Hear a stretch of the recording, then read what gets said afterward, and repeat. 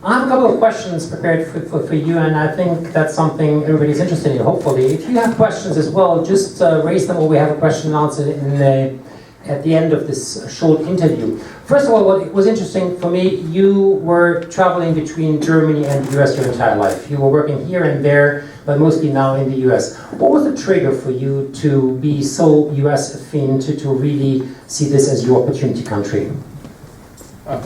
Yeah, so I came here when I was, I think, 16 years old, and I actually had the opportunity to be in Colorado, and I was in really close to Aspen, Colorado, actually, and it was beautiful. It was a really awesome school that I went to. It was a high school that had an outdoor education program. I think that's something that you don't really have anywhere in Germany. So that meant we had this amazing opportunity to actually take trips down the Salt River. I don't know if you're not familiar with the Salt River. It's a river where it's really hard to get a permit to do a rafting trip or a kayaking trip, and we did something like that actually every 3 months or so at that high school. So it was an incredible experience, and I met some really good friends. One of them actually is my co-founder now at D2IQ, and I just really loved it. I fell in love with the country, and that's why I wanted to get back here after studying in Germany. Did you ever think of not coming back to the US when you went back to Germany for your abitur and your studies? And by the way, why did you go to Germany to study and not doing here? Because you had the high school, right? Yeah, so I wanted to go back to. I went to Montana, and I actually did 1 year of undergrad studies in Montana, but I actually ended up going back to Germany because I had a pretty bad skiing accident, and.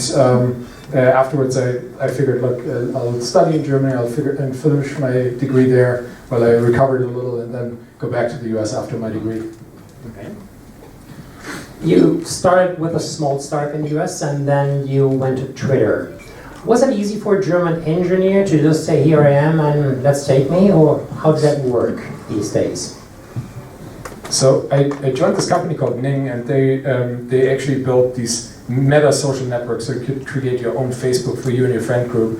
And the company was actually growing really fast, but the problem was users would never return after they actually signed up. So I decided, like, I don't think this product is actually working. And one of my friends was actually at Twitter at the time, and he saw that I was doing some of the data processing and some of the early machine learning stuff at this company called Ning, and he recruited me. So that was how I ended up at Twitter very early on. But you left Twitter 2 years later, when it was really at the peak, I guess, at the really scaling up, for Airbnb. Why did you leave a company who was that successful, who was really, giving a big future these days, to another company which was a very small startup, like Airbnb, which of course we know now was a big success? Yeah, so the reason for that was when I was at Twitter, and I was there for about 2 years, it was an awesome time. I learned a lot, but I had the opportunity at Airbnb to build out a team from scratch, the data team there, the data infrastructure and machine learning team that we had. And actually how I got that opportunity was one of my best friends from German high school was working there, and he was trying to recruit me based on some of the work I had done at Twitter, and said, look, we have the same problems here at Airbnb, would you come and help us here? And after I saw the tremendous growth that Airbnb had and really fell in love with the product, I decided that I wanted to work there. You just mentioned your friend from Germany, and then I think it was the son of your hosting family in Colorado these days, right? They also became co-founder of Mesosphere, and you had a great story on when did it happen, because it has something to do with the yacht club. He's a sailor as well, and it has something to do with sailing in the bay, right? Yeah, it's actually a fun little story. So when I first arrived in the Bay Area, I actually didn't know how to sail, but I drove across the Golden Gate Bridge and I saw all these sailboats out there. I'm like, can't be that hard if so many people are doing it. So that day, actually, I went onto Craigslist and I bought a sailboat for like $3,000, and you could actually sleep on that sailboat. So and it's actually, it's kind of hard to sail, but you can learn it. A lot of people do it, so it's not that. It's really hard to be a great sailor. I think it's not that hard to be an okay sailor. And so one time So one time we were sailing over to Angel Island, and that's, I mean, if you ever have that opportunity to do so, I definitely recommend that. We sailed over there, and we had some wine, and we were debating of like what company we wanted to build, and that's I mean, we did this a number of times, and eventually we came up with this idea for Mesosphere. On the sailing boat, I have to sail. Okay, a detour. You founded in San Francisco, Mesosphere, and I found a book chapter. The book is Christoph Kieser, The Silicon Valley Challenge, A Wake-Up Call for Europe. That was from 2014. And you were asked, why did you found in San Francisco and not in Germany? I quote, Leibert responds without hesitation. There's just more capital here, more engineers and a larger market. People are willing to take greater risks. 6 years later, you have 2 offices in Germany, and Germany might have changed too. There's a big startup scene in Berlin, there's Amsterdam, there's Barcelona. Do you think that's still the case right now, or is Germany catching up with the Silicon Valley or the US coming on that behalf? Yeah, I think so. The capital situation has probably changed quite a bit. I think over the last 5-6 years, there's a lot more capital available in Europe. But I think the thing that you see in Europe, I mean, you have now amazing companies. Actually, I think Andy Bechtold here invested in a really cool one called Konox, and they are really digitally transforming the rail maintenance industry. But for the large part, I think Germany still doesn't have a lot of deep tech companies. I mean, there are a couple, but there are not nearly as many as here. And that part is still missing, and I think a lot of people in Germany probably wouldn't have understood what we wanted to build. So I think for some companies, I think it's now much easier, but I think for others, it still is equally difficult to really get started here. You're also an investor, and you have an investment company you're a member. Are you investing in European/German companies as well, or is that not the focus here? Yeah, I am actually. I'm actually investing in I really think that German companies are amazing in a couple of areas. I mean, whenever it comes, so the German Mittelstand, right, is kind of defined, I guess, as companies with more than 500 million in annualized sales. There's like 1,300 companies of those, and I think there's a lot of opportunity for companies to go in and go into a technology vertical and digitally transform them, sell them products. So I think there's a big opportunity for these kind of companies, and those I like to invest in, so applied machine learning for a certain vertical. But then there's other areas where Germany is just leading, and I think it's sustainability. There's a lot of people think about climate change. It's top of mind for Germans, I think, much more than for the average American. I know this is probably a stereotype, but I think in Germany, if you were to go around, people are more eco-conscious. So there are a couple of companies that I've invested in that space. And then other things like, for example, electricity. If you think about electricity, it's still a very, very young market. And there are a bunch of companies in Germany that are now going in and are trying to actually treat it as a deep marketplace where you can actually connect producers of electricity with consumers of electricity. And those are fields, I think, where Germany is going to be really, really strong, and those are the areas where I actually like to invest. Just one question related to that. Your 2, I think, most successful companies you invested in personally, they are both in New York. They are totally different from what you sell doing. This is eco-friendly consumer products, and this is luggage. A, I was interested in why you're investing in this, and B, is New York a favorite place to invest for you, or is it also the Valley? I mean, I think a lot of these companies are now global brands, so I think where they originated doesn't really matter all that much. But I think I think it's kind of a coincidence that both of them are actually in New York. But I think like actually a company that I'm most excited about is I'm excited about all of the ones you mentioned. But there's a company called Tonybox. It's actually really familiar in Germany, very popular in Germany. I guess how many people are familiar with Tonybox? a couple. It's actually one of the most successful toy companies in Germany, and it's to reduce screen time of kids. They have the speaker, and then they have these figurines like Benjamin Blümchen or Bibi Blocksberg, right? Like things that the audio culture, the audiobook culture of Germany actually was really popular at some point with a tape recorder, and now that has gotten lost, and people put their kids in front of a cell phone or an iPad. And so that company's out of Germany, and they managed to get to, I think, 100 million revenue or so in less than 3 years. Amazing. Coming back to Mesosphere, you had an offer from Microsoft to take over your company. I think it was 2017, right? And you refused. You had a good offer. You didn't want the exit, which I think you don't find that often in the startup. I mean, in the ideas. And why did you do that? And what was the driver? And did you ever regret? So that is actually what the press wrote, and I really can't talk about it because we had an NDA with a couple of companies that were looking at us, but it was actually that article was not correct, and it was not Microsoft that was looking at us. So yeah, sorry. We're used to false news in America. We know that. However, talking about Microsoft and Google and other guys, they're all big guys out there with cloud solutions. They all provide this, what you want to do too on the OS, on the open source side. Do you think, as being a smaller cloud company, is there a long-term survival, or it comes more to a concentration of the market that even these big guys take the entire cloud market in the future? What do you think about that? I mean, cloud obviously is like very murky. There's like people say Dropbox is cloud. So when I talk about cloud and in kind of my world, cloud evolves around developers, right? Like developers of the tools they use that are not in their own data center. So in that realm, I mean, that's a really that's a really big market, right? I think Google is investing billions of dollars, Amazon is investing billions of dollars a year, and so is Microsoft. And they're raking in, I mean, what AWS is, did I think 40 to 50 billion last year. So it's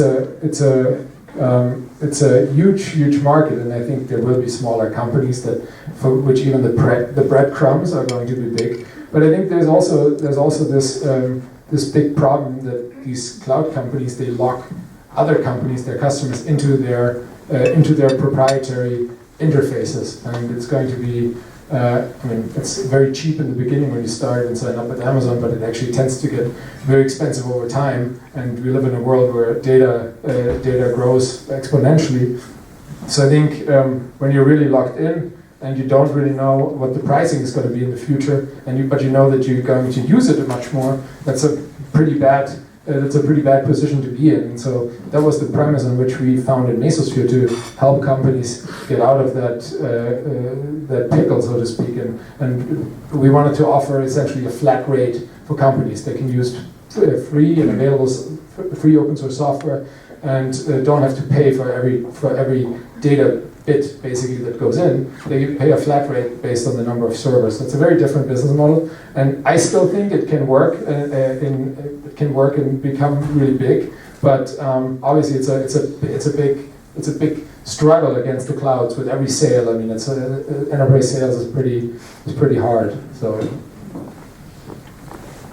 coming next chapter, I mean, you stepped down as the CEO in 2018, and Mike Fry, formerly CEO of Symantec, became the CEO of Mesosphere. It was at the peak of your company. You're very successful and everything is great. I was wondering, why does a CEO and a co-founder of such a successful company steps down and gives way to somebody else and not leading it yourself, just next steps? I think a little bit of that has to do with kind of my skill set. And I mean, I think at a certain point when you're in an enterprise company, I think what becomes much more important than the technology aspect of it. The technology aspect is still important, but if you really want to scale the business, the sales function becomes really important. And frankly, we had a couple of open spots in our C-suite. And on top of that, we weren't lucky with. Well, it's not really about luck, but we didn't do well with hiring a really good sales leader. And so at some point, I figured, look, we can bring a team in. And Mike, our current CEO, he came with a team. He came with a new CMO, etc. And then really speed things up. And I think that's like in startups, a lot of it has to do with how fast you can go. And I figured we could go much faster. And I had a conversation with the board about that, and that's why that decision came. Great, thank you. We saw different models on that in the past. You're also a successful investor, going away from Mesosphere. Very successful investor. The away luggage, the Blue Line thing, it's not exactly in your home turf. How do you pick investments? I mean, you all want to become rich, so how do you find these companies who become unicorns many years later, even before the Shark Tanks know them? I think like it's hard to. I don't think there's a formula that exists or anything, but I believe that a lot of it has to do with the team and the market. And so if you put really good people on a big problem and they figure something out, then they can create value. And I think obviously a lot of things can go wrong and usually do in startups, but. I think those two components have to be there, and I think if you, I think for Away, for example, I mean, I actually had bought the suitcase, and I was like, wow, I really want to invest in this company, and I was in there. That was like when the very first launch, and I actually had a friend who was one of the main investors, and I asked him, hey, can I be part of this round? So that's kind of how it then happened. I really believed in the product, and I thought that these Remova suitcases are. They are kind of clumsy and expensive, and these new suitcases are much more hip, right? And I think like I also believe that every brand, like right now, like you see this big transformation that a lot of brands are going to be direct to consumer brands. Like that way, you can just know much more about your customers, right? If you directly market to the consumer, you figure out much more what your customers want. You can build a much stronger brand. That's why you have companies like Montclair, Lululemon. Canada Goose, they're all like direct-to-consumer brands, essentially that are worth a lot of money. Thank you. Before we open up for questions, and please get prepared for your questions. Just one last question from my side. What are your next steps? So what are you up to? What is your idea for the next 2 years, something? I think right now I'm still involved, obviously, with Mesosphere, and I'm working with, I no longer run any sort of organizational piece of the company, but I really help with the large customers, because with those customers you end up having a very long relationship. They buy technology, they bet their product line on your technology. So I still work with those customers, and then I really want to focus a little bit more on the investment part. And if I see a really exciting thing, maybe I'll jump on it full time. I don't really know yet. So we'll figure that out in the next couple of years, I guess. But my best project is with my wife. We just had a son, and so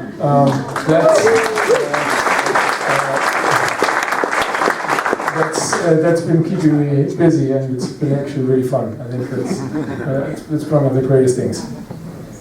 Since you have a newborn son, I'm not asking you what keeps you awake at night. So any questions from the audience? Please feel free to raise any questions if you have any. Nobody? You don't need a microphone. Nobody? Here's one. Go ahead. Are there any good German traits to being an entrepreneur and making it happen? We've heard like before from the colleague side, it's not so good. Maybe. Are there any good ones?